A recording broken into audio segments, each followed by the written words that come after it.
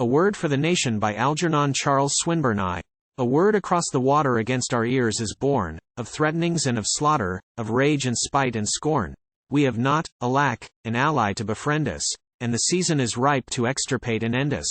Let the German touch hands with the Gaul, and the fortress of England must fall. And the sea shall be swept of her seamen, and the waters they ruled be their graves, and Dutchmen and Frenchmen be free men, and Englishmen slaves.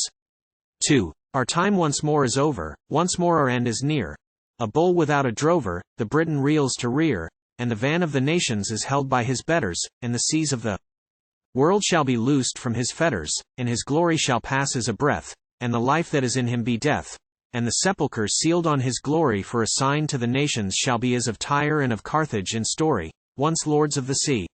3. The lips are wise and loyal, the hearts are brave and true, imperial thoughts and royal make strong the clamorous crew, whence louder and prouder the noise of defiance rings rage from the grave of a trustless alliance, and bids us beware and be warned, as abhorred of all nations and scorned, as a swordless and spiritless nation, a wreck on the waste of the waves.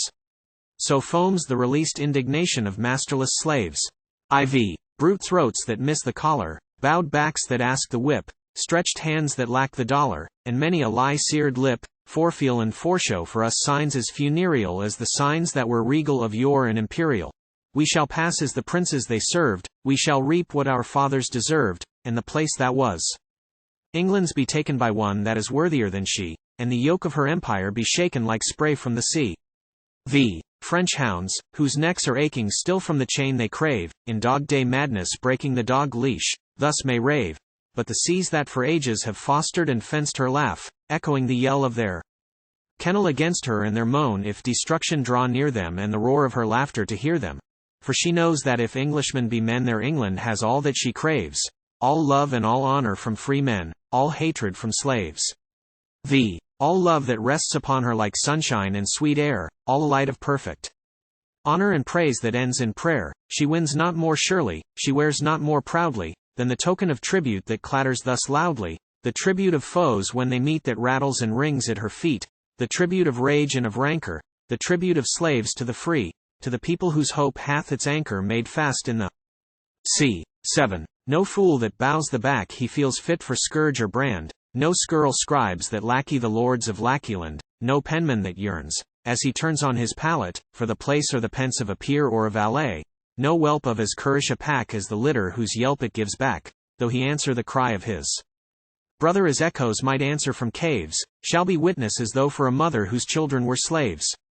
8. But those found fit to love her, whose love has root in faith, who hear, though darkness cover time's face, what memory saith, who seek not the service of great men or small men but the weal that is common for comfort of all men, those yet that in trust have beholden truth's dawn over England grow golden and quicken the darkness that stagnates and scatter the shadows that flee, shall reply for her meanest as magnates and masters by sea. Ix. And all shall mark her station, her message all shall hear, when, equal-eyed, the nation bids all her sons draw near, and freedom be more than tradition or faction, and thought be no swifter to serve her than action, and justice alone be above her, that love may be prouder to love her, and time on the crest of her story inscribe, as remembrance engraves, the sign that subdues with its glory kings, princes, and slaves.